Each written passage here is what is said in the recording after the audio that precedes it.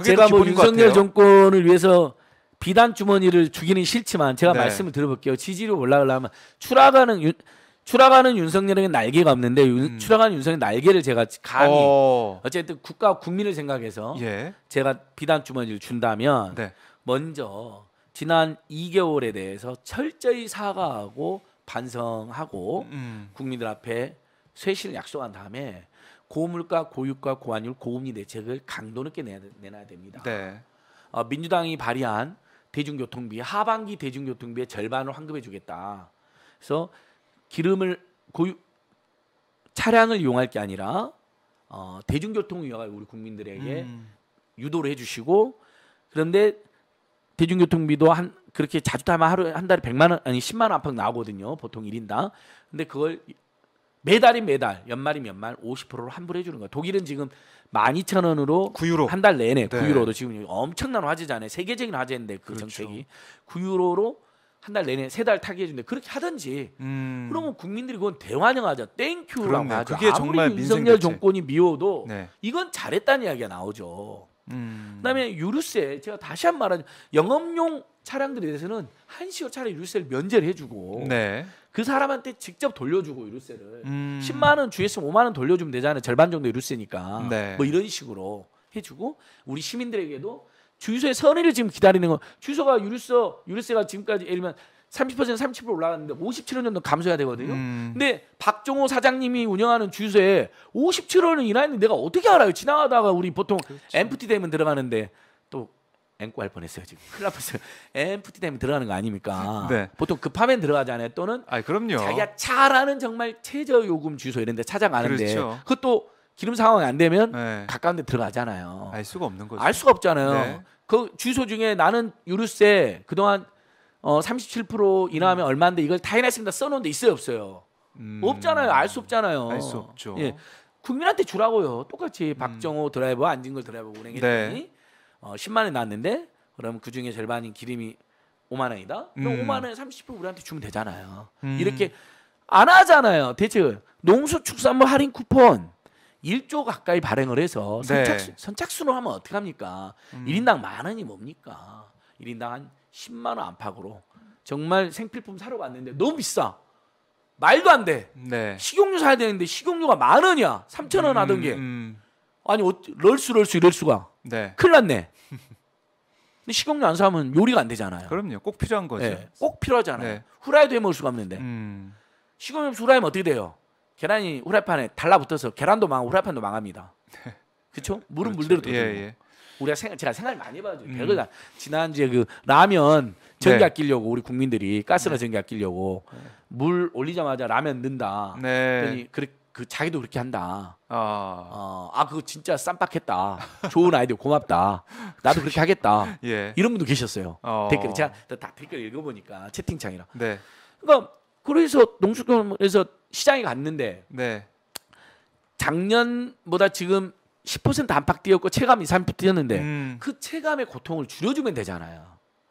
얼마나 그럼 국민들 야 이런 건 잘한다는 이야기 나와죠. 그다음에 우리 손실보존금 형평성문제 네. 계속 이야기하고 네. 제가 다시 한번 지급기준 확대하라. 네. 지난주 화요일 날 대통령 집무실 앞에 3차 중소상공인 집회를 갔다 왔습니다. 전국에서 수백 명이 모이셨어요. 행진까지 하셨어요. 네. 얼마나 답답했겠어요. 마지막 손실보존금인데 분명히 1인당 1,000만 원 주겠다 해놓고 500만 명한테 매출 기준 안 따지고. 근데 얼마 전에도 저한테 문자 오는 거 보면요. 택시기사님인데 탈락을 했어요. 개인택시사님인데 연말에 택시 승차난 진짜 심했죠. 심해. 그래서 서울시에서도 부재를 해제했어요. 원래 개인택시는 3일 하면 하루는 쉬어야 돼요. 의무적으로. 부재 해제랑 뭐냐면 밤에 근무를 하면 영업을 하게 해준 거예요. 3일 쉬고 하루 쉬는 게 아니라 계속. 네. 그러니까, 택시가 모자라니까. 예, 택시 모자라니까. 네. 두 가지 생각. 이분이 집이 너무 가난해요. 한 푼이라도 더 벌어야겠다. 1. 두 번째, 발을 동동 구르는 시민들 보고 자기도 예를 들면 저기 멀리 가는 박정호는 태우고 가까이는 앉은 걸 안 태우고 이런 경우가 있잖아요. 기사님들이. 그렇죠. 예. 자기 너무 그게 마음이 아파서 진짜 18시간을 했대요. 하루에. 그러니까 열심히. 예, 아니 본인이 좀 과장일지 몰라요. 18시간이면 정말 엄청나게 한 거. 6시간. 그러니까 집 부근에서 하고 5시간 자고 또 나와서 했다는 건데 그런 네. 적도 있대요. 그때 매출 좀 늘었대요. 그래서 탈락된 거예요. 열심히 한 사람들이 네. 오히려 그다음에 시민을 위해서 아니 심야에 승차단 심하니까 부재해제니까 이래라는 거잖아요. 네. 탈락한 거예요. 그래요. 그건 그다음에 좀 억울한데요. 더 억울한 사람이 네. 공인중개사, 택시기사, 당사자가 지급 대상에 통보를 받았어요. 600만 원. 네. 돌아가셨어요. 가족들이 가니까 돈을 안 줘요. 이건 전문 자격증이라서 승계가 안 됐다. 네. 안 준다는 거 지금. 말이 됩니까? 분명히 아버님이나 어머님 받는다고 통보까지 왔어 핸드폰에. 네. 근데 최근에 돌아가셨어. 그래서 부모님 본인 인증이 안 돼 핸드폰이. 그래서 돌아가셔가지고 그래서 본인이 돌아가시니까 자식들이 대신 받아왔다니까. 이 자격들은 전문 자격증이나 승계가 안 되니까 안 준다. 얼마나 억울합니까? 12월 30일 폐업한 사람은 못 받고 1월 1일 폐업한 사람 받고. 네. 뭐 이런 너무나 많은 사례가 있잖아요. 억울한 사례들을 구제를 네. 어떻게 해주냐. 근데 자 보세요. 기준. 이분들에 대해서 콜센터도 전화가 잘 안 되고요. 콜센터 네. 전화에도 문재인 정부 때는 연결 잘 됐는데 비교적 연결도 안 되고 돈 부자들 재벌 대기업들 세금 깎아주려고 콜센터 예산을 줄였나 봐요. 난 콜센터에 단기 알바 노동자들 투입했어요. 이런 내용을 자세히 알 수가 없잖아요. 그냥 욕바지 하고 있는 거예요. 콜센터에 단기 알바 직원들도 괴로운 거예요. 욕바지 하고 있는 거예요. 내용을 잘 모르니까. 네. 그런 문제도 그래서 있군요. 손실보증금 네. 500만 명 주기로 했으면 지금 130만 명 탈락한 거거든요. 특구 프리랜서 한 100만 명 가까이 이분들 구제하면 됩니다. 네. 법인세 깎아주지 말고 그 돈으로 주세요. 그렇죠? 세수 나날이 늘어난다면서요. 올해 60조 더 걷는다면서요. 60조 가까이. 그러니까 이런 대책들 내놓으면 되는 거예요. 그게 날개가 된다. 네. 네. 그냥 김건희를 아예 진짜 조용히 내주만하게 안 보이게 하든지 그렇게 나대게 할 거면 제2보수위를 만들다니 일부속실의 분과를 만들어서 철저히 통제를 하든 특별감찰관을 만들든 특별감찰관도 지금 도입 안 하고 있잖아요. 네, 아직 안 되고 있죠. 예. 검찰총장도 예. 없습니다 지금. 예. 그다음에 검찰총장도 없죠. 네, 그것도 지들이 안 뽑아내는 거 아니에요. 한동훈이 검찰총장 다 해라는 거잖아요. 지금 완전 한동훈 안국이에요. 그렇죠? 한동훈이 지금 민정수석도 하고 있죠, 인사수석도 하고 있죠, 검찰총장도 하고 있죠, 법무장관도 하고 있죠. 무슨 FBI 준비단장, 지가 미국 FBI 애갑니까? FBI 준비단장도 하고 있는 것 같죠. 네.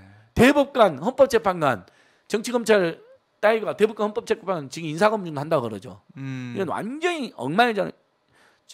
지금 지 측근들 포진한 정치검찰 세력하고 네. 무속 비리 비례세력 있잖아요. 싹 사퇴시키고요. 그러면 지지율 올라갑니다.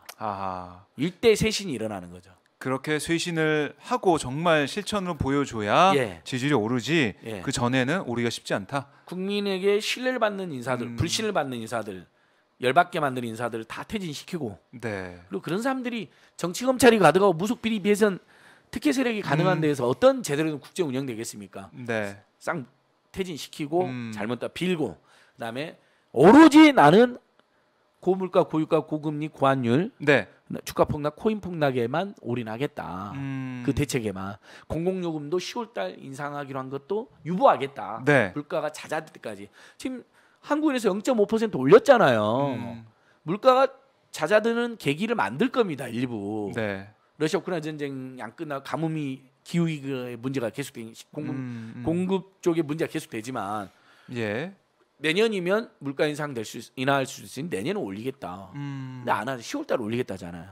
그러면서 공기업들 적자 심한 거 공공부를 민영화해 버리겠다잖아요. 재벌 대기업 특혜를 주겠다는 거거든요. 네. 뭐 이런 거.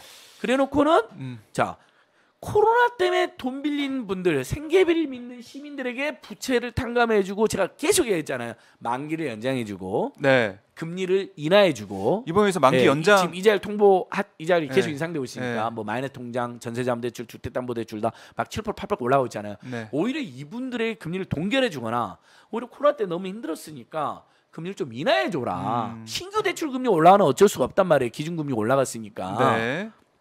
아니, 기준금리 올라가면 자금 조달금리도 올라가요. 그러니까 당연히 신규 대출금리 올라가는 건 어쩔 수 없단 말이에요. 또 그렇게 함으로써 가계부채가 급증하기 때문에 대출이 억제되는 효과도 있어요. 그래서 지금 가계부채 청구. 근데 기존 대출자들을 그렇게 도와주라 해서. 근데 느닷없이 코인 투자하고 빚진 사람들, 일본 영끌족. 예, 이걸 최대치로 탕감해주겠다. 그러니까 국민들이 청년들이 2030 청년들이랑 국민들이 난리가 난 거죠. 네. 그러면 그동안 성실하게 빚을 갚은 아하. 나는 우리는 뭐가 되냐? 예. 원금까지 탕감해주면 뭐가 되느냐? 그러니까요. 공정의 가치가 우리 국정의 여러 분야에서 예. 지켜지지 않고 있는 이런 모습들. 그리고 주식 투자나 코인 투자의 기본이 뭔가요? 본인이 리스크가 아닌 있다는 거죠. 거잖아요. 네. 손해를 볼 수 있다는 거잖아요. 네. 불안전 판매도 아니죠. 불안전 판매는 이런 거잖아요. 예금 창구에서 얘기 안 사실 해주고. 펀드 파면서 네. 손해 안 봅니다. 음, 리스크 없습니다. 절대 예금이랑 똑같은 겁니다. 이게 그동안 시중은행에서 했던 나쁜 짓이잖아요. 사기성 부정 네, 판매. 네. 100번 하면서 불안전 판매인데 그런 경우는 구제를 해줘야 돼요. 우리가 구제해라고 그래요. 그 사람들 근데 주식이나 코인은 본인 손해 볼 수 있다는 건 이제 다 알잖아요. 초등학생도 아는 이야기인데. 그만큼 리스크를 안기 때문에 예. 수익도 또 더 하이 리스크 클 하이 수 있는 리턴이라는 거고. 것도 알고 네. 있고 다 알잖아요. 근데 그건 예를 들면 그분들의 채무도 뭐 만기를 연장해 준다거나 장기로 저리로 분할 납부하게 해준다거나 뭐 이렇게 해서 그분 아니면 파산이나 회생 같은 네. 절차를 용이하게 이용할 수 있게 해준다거나 뭐 이런 부분들은 있을 수 있다고 봅니다. 그러나 엄청난 특혜를 줘서는 안 되는 거죠. 네. 참 여기저기 여러 분야에서 지적을 했고. 그래서 2030들이 권성동 네. 발언에 분노하고 아니 코인 투자하는 사람까지 저렇게까지 구제해줘야 그것까지. 돼? 난리가 난 거죠. 자, 공정과 상식은 어디에 있냐 이런 목소리가 나올 수밖에 없다 이런 말씀이신 것 같은데요. 이렇게 해법까지 제시해 주셨습니다. 윤석열 대통령의 지지에 올릴 수 있는. 근데 안 들을 해법. 거예요. 안 들을 거다. 예, 안 들을 게 분명하고요. 그래요? 그러니까 이미 대책이라는 게 계속 무대책, 속수무책, 그 다음에 온 국민 합병 걸리기 대책만 내놓고 있는 거고 네. 지지율 떨어질 수밖에 없다. 남의 이야기 듣는 사람도 그런 세력도 아닙니다. 윤석열이나 윤핵관이나 특히 김건희 윤석열을 지배하는 것으로 추정되는 의혹이 있는 네. 김건희 세력이 남의 이야기를 듣는 사람이 아닙니다. 윤석열 뭘 하십니까? 대선 토론 때 천공수승 이야기 들어보셨습니까? 이야기가 좋습니다로 이야기하는 사람입니다. 그래서 그 실제 이야기했잖아요. 대선 토론 때. 그래서 유승민 네. 당시 후보가 보고 왔다 뭐 이런 얘기도 했었죠. 자, 그런 사람 이야기만 듣는 거예요. 예. 이번 주 지지율 추이도 한번 지켜보도록 하고 그다음에 자영업자들이 너무 힘든데 수요일에 예. 또 이제 그 특검 관련해서 토론도 예. 하시고. 그래서 저희 활동은 계속 이런 겁니다. 네. 일단 첫 번째로는 무조건 고물가, 고유가, 고환율, 고금리, 네. 주가 폭락, 코인 폭락에 대한 대책을 내놔라. 이걸로 고통받는 분들에 대한 대책을 내놔라. 음. 아까 말한 코인 폭락 같은 경우도 그렇게 다른 사람들을 이게 다른 네. 사람들하고 다른 특혜를 주는 게 아니라 예를 들면 복지 대책을 내놔야 되는 거죠. 물가 대책을 내놔는 거죠. 코인으로 폭락했지만 다른 삶의 희망을 줘야 되는 거 아닙니까? 네. 주가 폭락했다 해서 그 사람 죽어나가서는 안 되잖아요. 거기다가 그 사람들이 물가까지 올라가면 돈이 없는 상태에서 어떻게 삽니까? 그러니까 더더욱 고물가, 고유가, 고금리, 고환율 대책이 중요한 겁니다. 그게 특히 이제 근본 대책이다. 고금리 대책도 은행들이 지금 46조, 작년 40조, 올해 50조가 넘는 폭리를 차고 있는데 네. 금리나 요구권 대대적으로 발동시키고 금리나 요구권이 있으니까 우리 분들에게 아까 말한 것처럼 코로나로 중소상공인으로 중소기업으로 생계비로 어쩔 수 없이 돈을 빌린 네. 이분들에게는 최대한 그래요. 이자를 깎아줘라는 거죠. 그리고 정말 안타까운 사연이 검증되면 이분들 안에서는 저는 원금도 일부 조정해 줬다고 봅니다. 네. 그냥 은행들이 부실채권에서 원금을 아예 못 받는 것보다는 원금의 상당수라도 회수할 수 있다면 네. 그래서 그 사람들이 고통 속에서도 그게 이제 회생제도의 취지잖아요. 회생이라는 게 모든 빚을 다 떠안지는 않아요. 회생하면서 일부 빚이 탕감이 되고 나머지 빚을 몇 년 동안 나눠 갚는 거죠. 네. 근데 그게 은행으로서도 유리해요. 네. 그럴 수 그 채무자가 아예 음. 야반 도주를 한다거나 심지어는 있어서는 안 되지만은 온 가족이 한꺼번에 막 자살한다거나 그런 경우가 많잖아요. 네. 과중채무 때문에 그러거든요. 그다음에 배째를 한다거나 나 감옥 갈게 그냥. 네. 이러면 빚을 하나 못 받아 버리잖아요. 채권자 입장에서도 금융기관 입장에서. 근데 그게 아니라 내가 빚을 30%만 탕감하고 나머지 70%는 어떻게든 갚겠습니다. 이게 조정을 하는 거잖아요. 채무 조정. 그렇죠. 그러면 금융기관도 70% 받아내는 거예요. 그런데 이자까지 받아내니까 이자까지 받아내면 원금까지 사실 원금 더 이상을 받아내는 경우가 많죠. 원금 네. 안팎으로. 그렇게 조정하자는 겁니다. 알겠습니다. 저희 민생의 모든 것들을 다 꿰고 있는 안진걸 소장과 민생 대책에 대해서 좀 들어봤고요. 그다음에 이제 공정과 상식, 이게 뭐 사회 전반적으로 우리가 참 볼 수 없는 상황이라는 거 다시 한번 소장님이 지적을 해주셨습니다. 자, 4만 돌파한 안진걸 TV 5만을 향해서 이제 다시 출발하실 텐데. 예.